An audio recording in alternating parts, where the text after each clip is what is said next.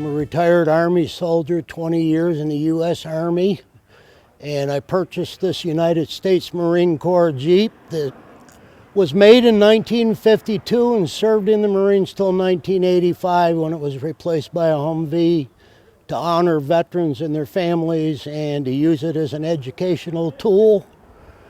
Today it's here set up with all Korean War vintage equipment, including the food, which is K rations and early C rations.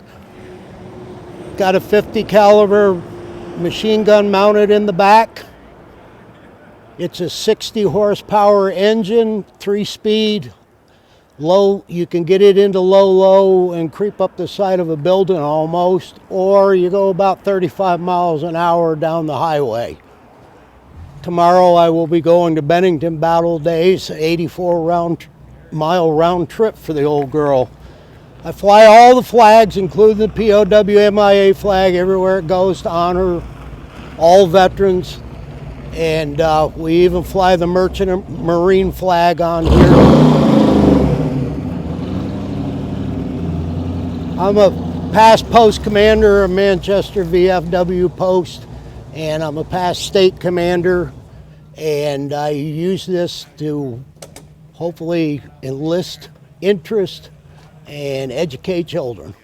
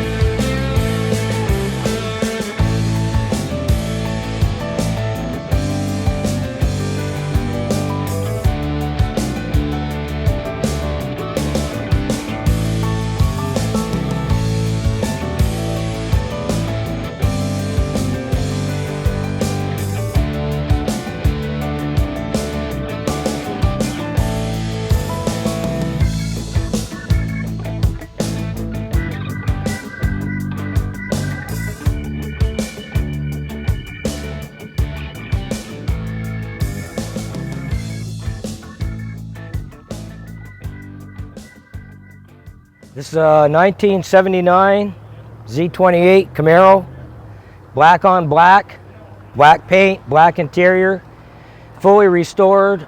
All the drivetrain is all new.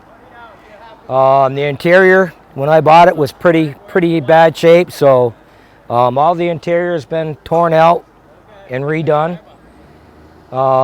It took about 3 years from start to finish to get it completed. This is my second Camaro. I had a brand new 78 and that I had to get rid of. Life happened, marriage, house, and kids, so this is a replacement for it. This is a 1970 custom Suburban Plymouth. It's got 28,000 miles on it. You know, it's a 9-passenger car. It has a seat in the back that flips up and the kids would sit in the back looking out the back. You know, it's they came out of Connecticut, sat for 40 years, this car. So, till I found it, second owner. A lot of restoration? No, this is all original. There's not any, this is the way I found it. Done nothing but put tires and gas in it, you know. Do you go to a lot of shows? Yes, sir, I do. As many as I can. Is it an expensive hobby? It can be, it can be. This one isn't too bad.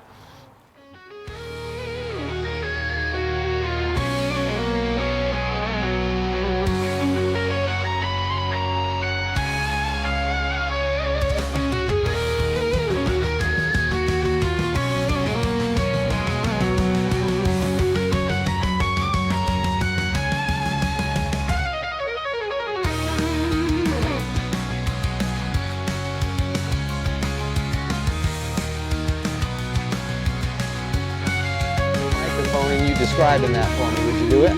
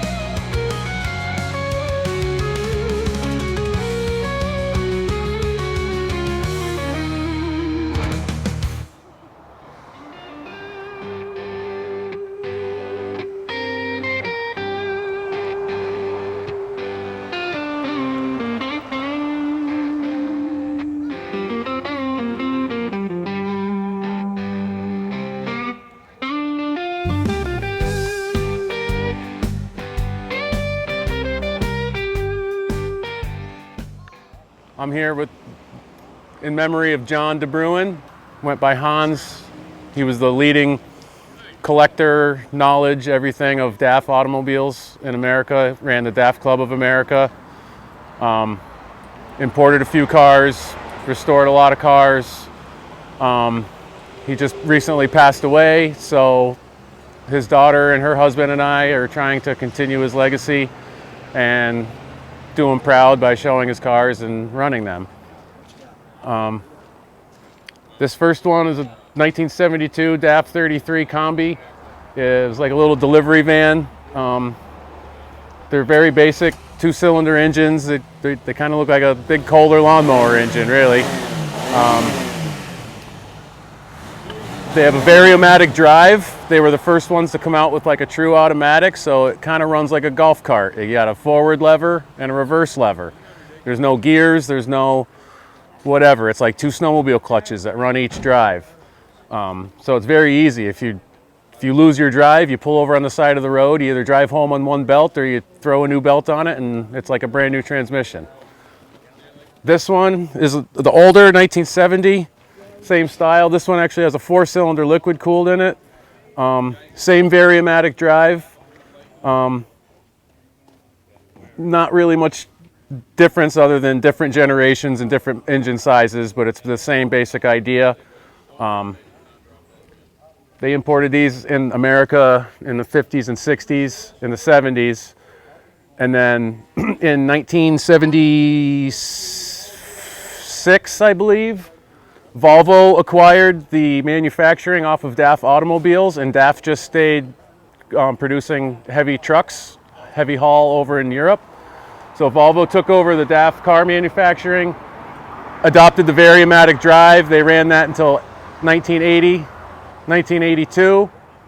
And then because America didn't like that you had to start it in drive because of the way the belts are, they had to try to phase that transmission out to a normal transmission. So that's why in 80-82 with the old Volvo 240s, they went to a traditional engine transmission style.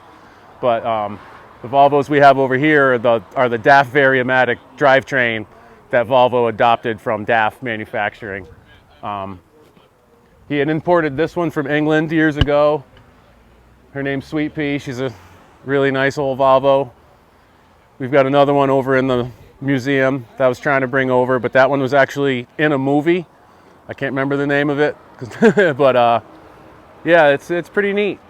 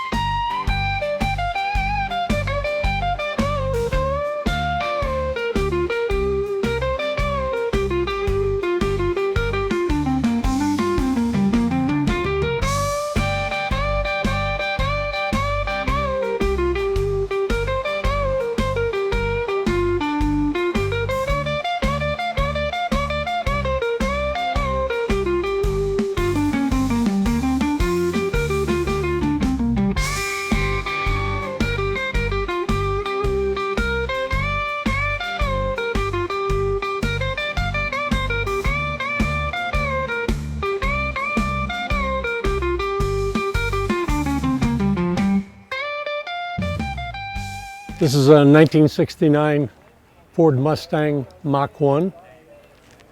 It's got a 351 V8, 5-speed automatic transmission, and this has air conditioning and fuel injection. So it's kind of a resto mod, they call it. The outside of the car is stock. Not a restoration? Well, it's a restoration, but it's back to, the body is original. The modifications are all mechanical. The motor, the transmission, fuel injection, that's modern upgrades.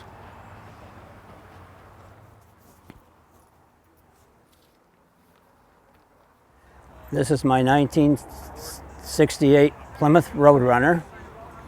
It's got a 383 in it. It's backed up by a 727 transmission, and it's Hemi orange. The color is Hemi orange, and I've had it for 35 years. And my buddy here, he goes everywhere I go. The women and the children love him, and he has some more buddies in the back seat, and we travel to shows with friends.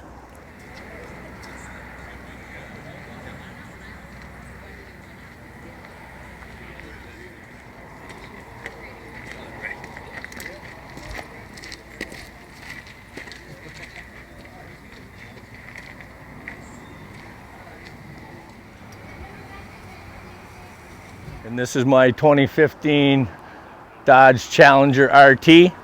This is a 345 Shaker edition, the Little Angry Bee. It also has the ghost striping down the sides, which was installed by Upstate Graphics. And it's got the 6-speed manual transmission. It's a Hemi. And that's about it.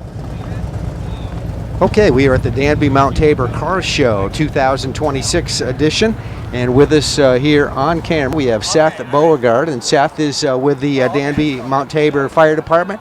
Seth, tell us about this event. It's an annual event? Yeah, it's an annual event that they put on, and the proceeds go to the fire department, which is kind of nice. So we're here cooking for it. Nice day for it anyway. Okay, annual event, so this is a number of years going on now. I know I've personally been here for a few years. So. Yeah, I don't know. I want to say 2021 or so was the first one, but I don't remember, honestly. Okay, do you find this has been growing a little bit each year? Yeah, they seem to get more cars, more and more folks show up, so we hope with the nice weather there's still a good turnout. Okay, Seth, one of the great organizations around here, obviously the Danby-Mt Tabor Fire Department. Just tell us a little bit about that department, numbers-wise. How many people do you have? We're all volunteer department, Danby-Mt Tabor department. We've got maybe 20 or so members. We have 2 fire stations because we're spread out over 2 towns. We do probably an average of 75 calls a year or so. We handle car accidents and fires and medical assists and that sort of thing. Okay, volunteers, you have a volunteer list that you're looking to fill. Do you have more, actually looking for more people to join your department? We could always use more help. Folks put in the time they can, and some have a little more than others, so we can always use more help. We meet Tuesday nights, so if anybody's looking, they can stop down. Okay, we're talking with Seth Beauregard of the Danby-Mt Tabor Fire Department. Fundraisers, this is one that you do, obviously. I know you do a few probably during the course of the year, is that correct? Yeah, we've done a few suppers. This year we do, in the summertime, after the 4th of July, we have our lawn carnival. That's a two-day event. And then in the fall, the September 26th, we're going to do our tractor pull, antique tractor pull and barbecue. So that'll kind of wrap it up for the year. Okay, well, I want to thank you for coming on camera, and thank you for your service, and good luck with this year's car show. Well, thank you. All right, thank you.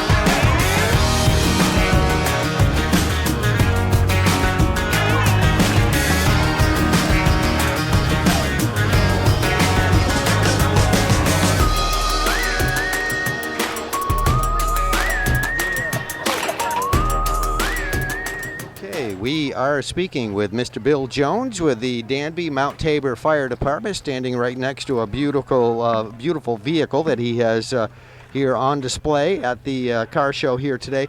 And Bill, thank you for coming on camera with us. Talk to us a little bit about this event. It's an annual event, and you have another great year going. Okay, we started this event probably 2 years ago. I always wanted to start a car show. Okay, you're standing right next to a beautiful show car right here. Maybe you could describe this. Yeah, it's a 1926 Exit with a 390 in it, S10 frame underneath it. Okay, and how long have you owned it? Actually, I owned the car 3 times. Since Irene. I owned the car 3 times. My uncle from North Carolina wanted it, so he came down and got it, built it, called me back up and said the car's ready. So we had to go up to North Carolina and pick the car up. And this car just came from up the hill here. Bromley from the storm. It was sticking out the river with a tree in the middle of it. And I got it out, and that's that. Good bit of work on this to bring it to this condition right now. Yeah. I noticed right to the rear of where you're standing, there's a table over there with a whole bunch of trophies. So this is basically a little bit of a competition here today. Yeah, we don't pick a car at all. We have the spectators come, and we get them a paper, and then all the cars got numbers on them.